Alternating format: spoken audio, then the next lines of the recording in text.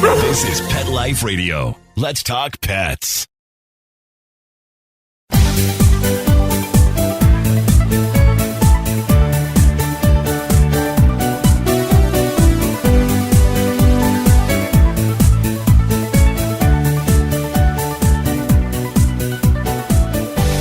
Hello, pet lovers! Welcome to Best Pets for Pets. I'm your show host, Michelle Fern. Okay, it's that time again. Holidays, they're here. But as joyful as they are, we always want to be mindful of our pets. And, you know, there's a lot of different pets people have these days, but we're going to be talking mostly about dogs and cats today. Just giving you some tips because, you know, as lovely and fun as the holidays are, there are some dangers lurking for your feline or canine. We're going to be right back with an expert that will tell us what to watch out for. We'll be right back. Take a bite out of your competition. Advertise your business with an ad in Pet Life Radio podcasts and radio shows. There is no other pet-related media that is as large and reaches more pet parents and pet lovers than Pet Life Radio. With over 7 million monthly listeners, Pet Life Radio podcasts are available on all major podcast platforms, and our live radio stream goes out to over 250 million subscribers on iHeartRadio, Odyssey, TuneIn, Stitcher, and other streaming apps. For more information on how you can advertise on the #1 pet podcast and radio network, visit PetLifeRadio.com/advertise today. Let's Talk Pets on PetLifeRadio.com.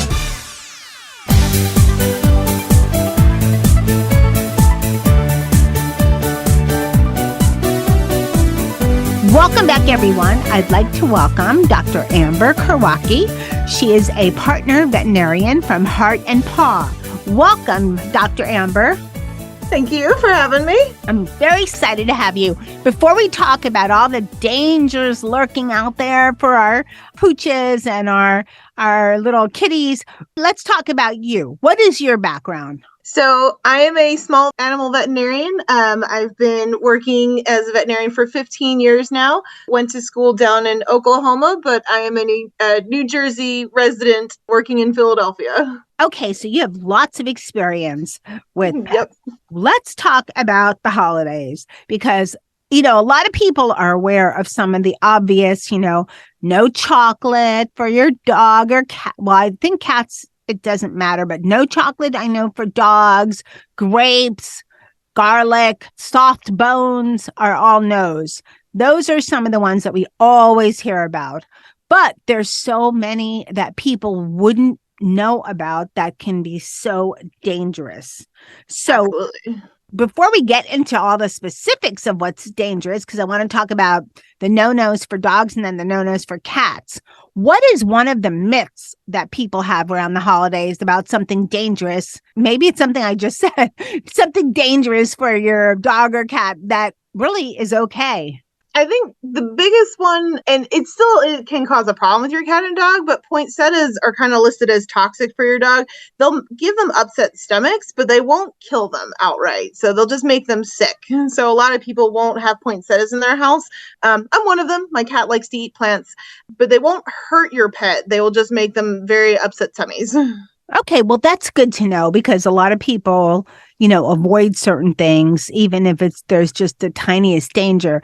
And I don't generally have poinsettias around my house during the holidays, but I think they're beautiful. And I've never known a dog to eat them, maybe a cat. Yeah, my cat would definitely eat them, so I don't need him throwing up around my house. So I look at them from afar. Yeah, yes, you never know. You know, dogs that are so curious, and then some dogs are like, I don't care, whatever. It's just to look cute. What is another myth that you could think of? Some of it is the holiday rush. You know, they don't know what's going on. They see that you're running around, but some people are like, oh, my dog knows that Santa's coming, or it's the holiday season, and it's a special time of year.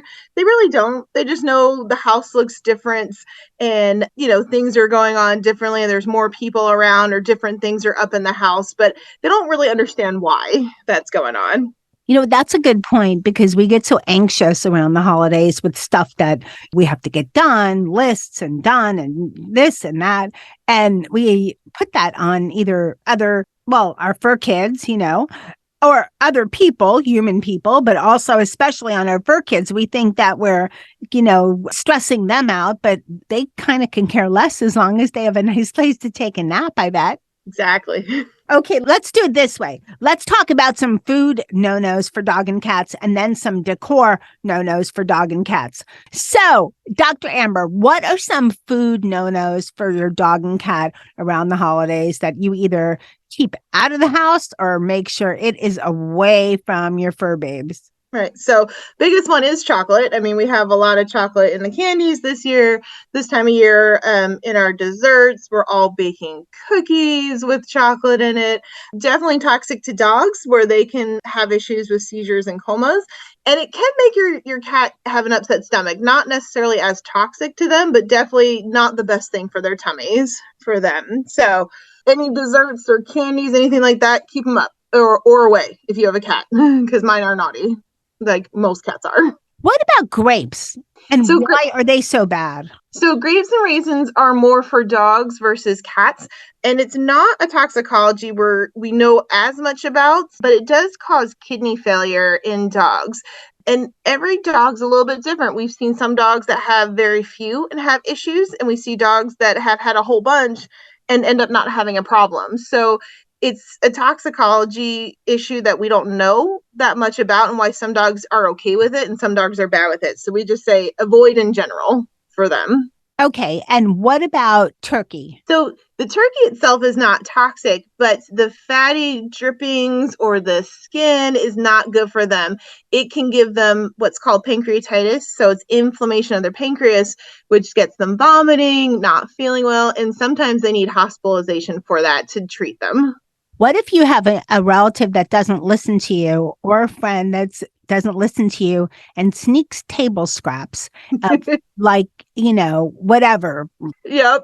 I have one of those in my family. I hate when people do that because they think they're being, cute and being, usually cats are not as much unless it's Dennis. He'll ask for anything you eat, but usually cats are not as big with table scraps. Yeah. Dogs, yes. And I hate when people do that because you never know what's going to make the dog sick, and they're not going to be the ones that are going to be paying for the late at night. Oh, I can't think. Emergency room vet bill. They're great. Yeah, the late at night vet hospital that's open on holidays and whatever, or deal with the, hey, let's just say we all have pets. We know what it's called. The puke that's on the floor or the, messy poop that's on the floor hours later. Yep. So how do we stop people from doing that? So if you have family members like that just won't listen, I just say put your dogs or cats away. Put them in a back bedroom, in their own little room. If you do crate training with them, put them in the crate so it's not available for that family member to try to do it.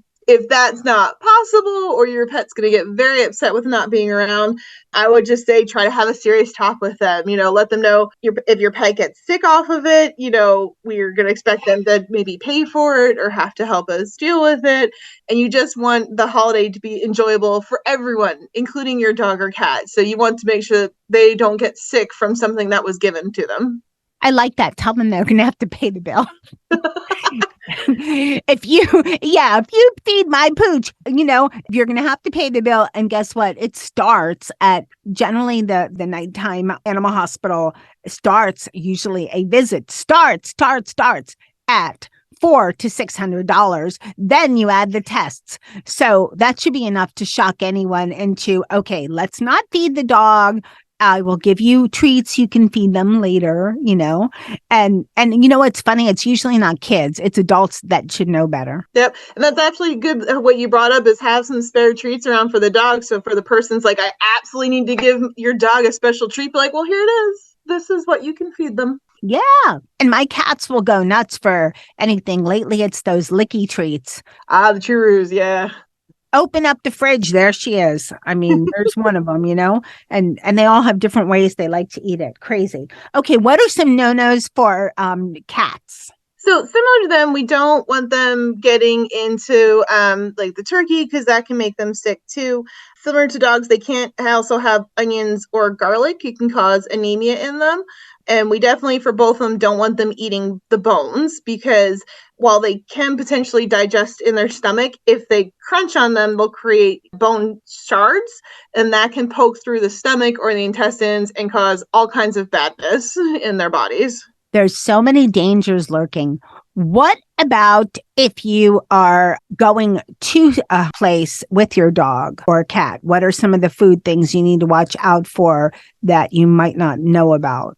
They're fairly the same for where you're going. I would make sure if you're traveling to somewhere else, make sure they are dog or cat friendly. Do they have safeguards up? Is there accessibility into like the trash can if your dog or cat's there, where at your house you have it, under lock and key behind a door or something like that? Yeah. And I guess, silly question, but not like food's going to change if you go to your relatives, 200 miles away. But it's probably also a good idea to pack your dog's treats, your dog's food, not rely on if they have, animals, also fur babes, also their, food, because mixing food is also can be a little traumatic. It depends on the dog or cat, right? Yeah, switching up their diets can give them a little bit of diarrhea or upset stomach. Or if you have a very particular dog or cat, they might go, this isn't my normal food, so I'm going to go on a hunger strike. Oh, yeah, we don't want that. Okay, We're going to take a short break and let's talk about some decor, holiday decor no-nos. And I think you're going to hear some surprises. We'll be right back. For those fortunate to have experienced the deep bond and unconditional love of a companion animal, the death that follows can be one of the most difficult and misunderstood losses to go through. Many times, this devastating loss goes unrecognized and trivialized by family and friends, leaving grieving pet parents struggling to find healthy ways to cope with the loss.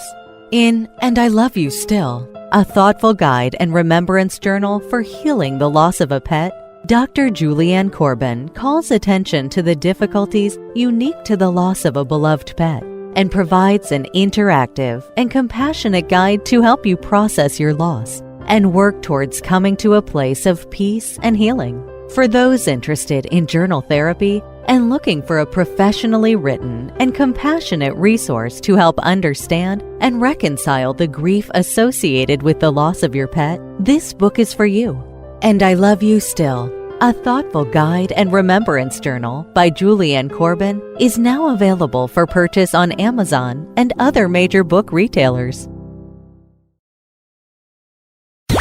Let's talk pets. Let's talk pets On Pet Life Radio. Pet Life Radio. PetLifeRadio.com.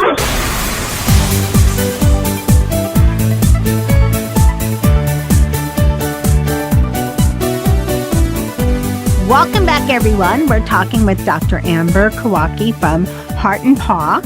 And so we're talking about some great tips for the holidays to keep your dog and cat safe. So let's talk about decor. One thing I do know about is tinsel is so bad. I know, so bad for cats, and it's such an attraction for cats. When I've had my holiday show in the past, we've just said, if you have a cat, no tinsel, because they can eat it and it can cut their stomach. Absolutely. If it gets caught in there, we try and tell people it acts almost like a saw. If it gets caught in a certain area, the intestines are still trying to do their job, and that tinsel is just in there caught tight, and it just cuts right through their intestines and is a major damage to them. That's horrible. And I'm assuming for dogs as well. Again, the dogs are less likely to eat the tinsel than cats because cats just have that affiliation for string. So tinsel, bows, I kind of stay away from them if I have a cat in the house. Yeah, they do have an affinity for anything shiny and anything they can kind of chew on, has that sharpness. So different than dogs. Dogs want to chew, it seems, with their back molars. Cats are by their front, where, of course, they have their, kind of fang kind of teeth. And just anything that they could just bite away on. What are some other things that we wouldn't be aware of but that are lurking during the holidays that are just so bad for your dog or cat? So especially with new puppies in the household, you want to watch the electrical cords. So we're stringing lights everywhere. There's new stuff all around, and those puppies are going to see those electrical cords as something new to chew on. They cannot get electrocuted where they die from it, but they can cause thermal burns in their mouth that need to be treated. So if you catch your dog or even your cat, they're rare, but more dogs than cats.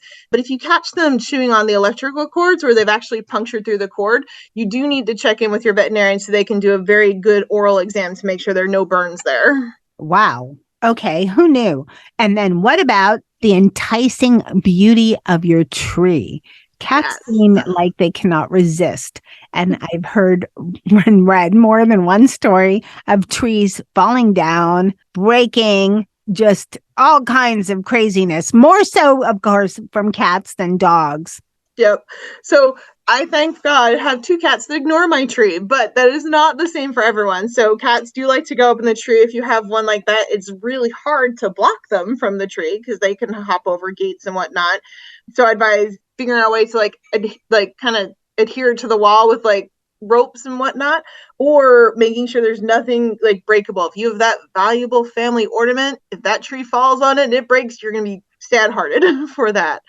And then for dogs, more than jumping for them is making sure the ornaments that are on the lower end of your tree are non-breakable, not only for them walking against the tree and maybe trying to grab it, but those tails. I have larger breed dogs with big tails. They whack those ornaments off left and right with their tails unintentionally. So anything more breakable should go towards the top of your tree. Or I would say, while you have your dogs and cats until they're very old and could care less, maybe just admire them from afar in their box. Yep. And if you only have dogs, you can put a playpen around your tree. I've seen people do that so the dogs don't have access to it, but that doesn't work for cats. They'll hop right over. Oh, yeah. The more restrictive, the better. Absolutely. What about potpourris and things like that? Candles, those kind of things. So if you have a curious cat, you definitely want to watch the open flames for them because they will cinch their whiskers or their fur very easily. Or I had a cat that actually batted at the candle flame with his paw and had burns on the bottom of his paw pad. So if you have a curious cat like that, definitely no open flames, get the fake candles for them. And then we just want to watch the incense and the essential oils. There are some of them that if are inhaled or if your dog decides to eat them, can cause lung damage as well as upset stomachs and sores in their mouth. Now, I've heard that the potpourris that have the melting ones, that there's a candle and the potpourri at the top melts, that those are not good for cats either. Yeah, a lot of times the cats like to play with them and then try to eat them. So that's one we try to avoid if you have a cat that's notorious for that. Okay, now here's something that I'm wondering, since, you've been a veterinarian for over 15 years, what are some of the things you see or have seen around the holidays from, people that have come into your clinic and you've just gone, what were they thinking? Some of your peeves. Well, we definitely have a lot of the ribbons. We have the thermal burns. Some of them had them dressed up as Santa Claus and were trying to do photo shoots with them, and the dog was not having it, and they got injured from it, either with minor cuts or sprains. So definitely know your pet before you set up photo shoots of him being, a reindeer or pulling the sleigh or whatnot for them. The things we do for social media, right?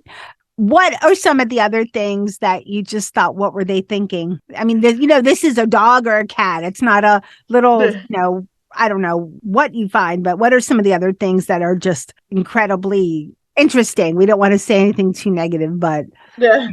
A lot of it, sometimes they're like, oh, well, my dog had a seat at the table for dinner and we fed him the same thing that we had. I was like, no, please don't ever do that again. If you want him to have a seat at your table, make sure it's food that he can have versus having a piece of the turkey, or once you had the turkey, threw the bones to him and now he's seriously got an upset stomach and vomiting. Now, that would be, if I was a veterinarian, that would be one of my peeves because, okay, I had a lot of fur babes over the years. I love them, but I draw the line because not at the table. Why? I mean, I don't know.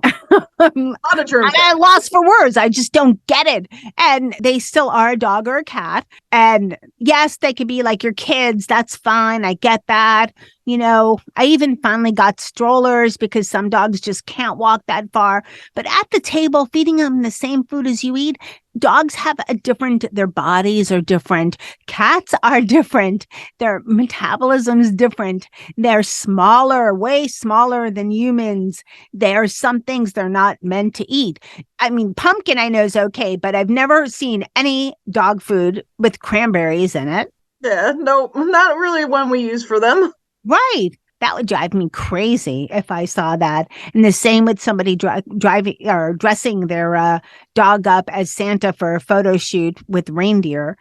A sweater is like pushing it. Well, I live in a warm state, so I mean, and some dogs love it, and you have to know your dog. So if you've never put clothes on them before, they're probably going to hate you. you know, when Mr. Zeus was alive, when I put something on him, and he was a bigger dog at his highest weight, he was like 45 pounds. Not that big, but still, whenever I put anything on him, and we're in South Florida, so raincoats are kind of necessary.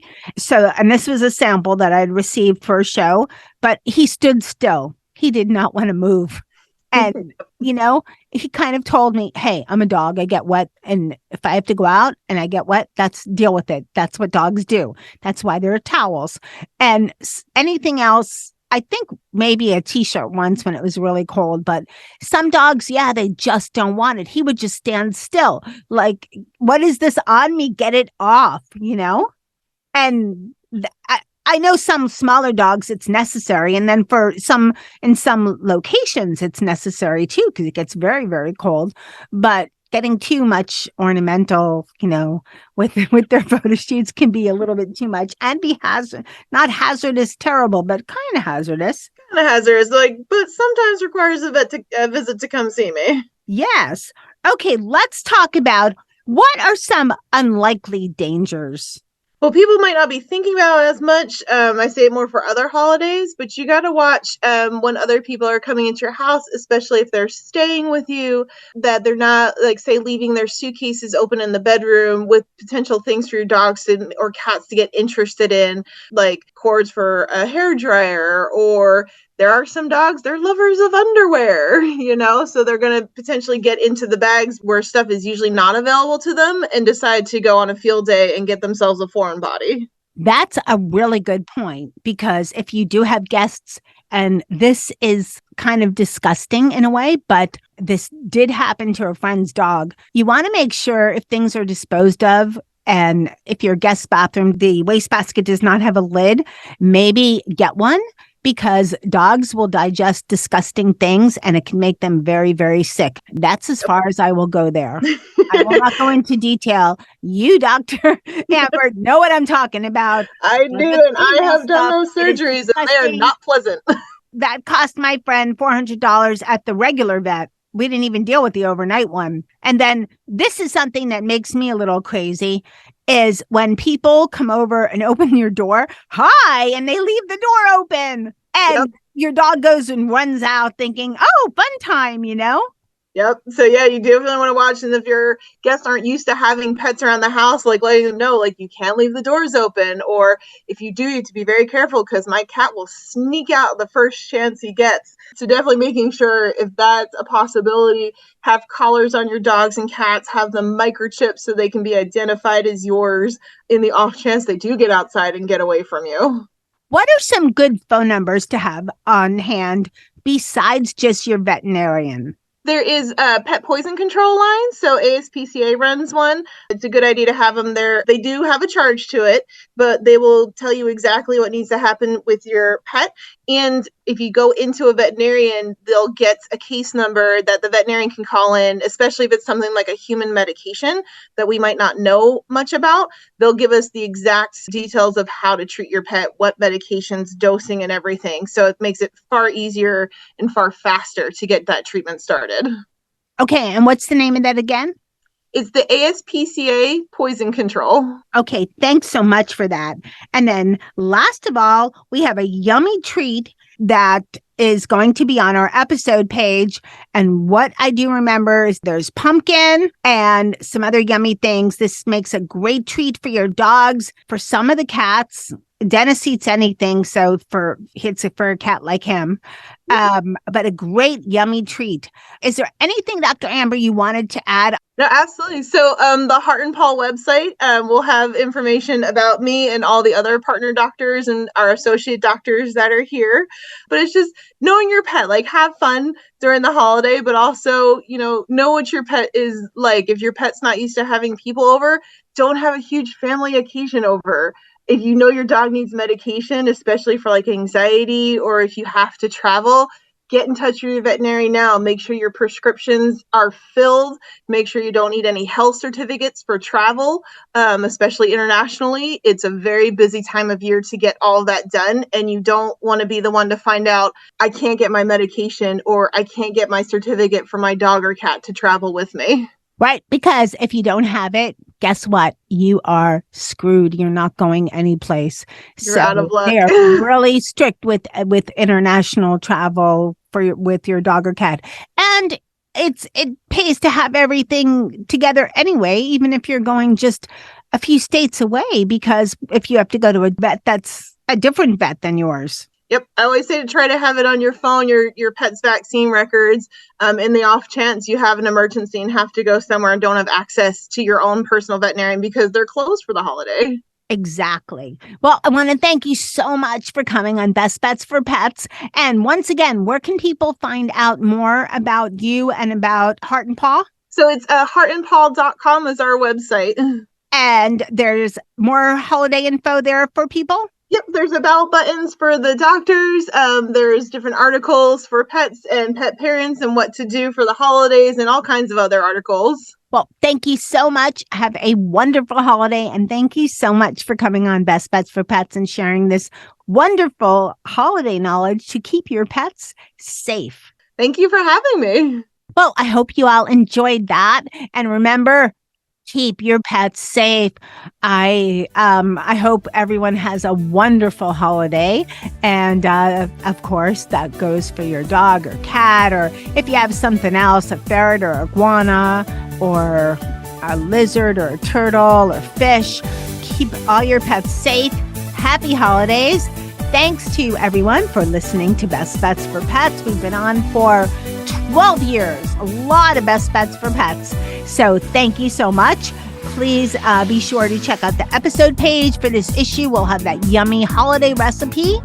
And again, a special holiday greetings from all my fur babes, which are Nikki and Sammy, Jethro, Dennis, Charlotte, and Molly. And of course, a huge thank you to my producer, Mark Winter, for making me and my guests sound amazing. And hey, remember, keep listening. You never know what we're going to have next on Best Bets for Pets. Let's Talk Pets, every week on demand, only on PetLifeRadio.com.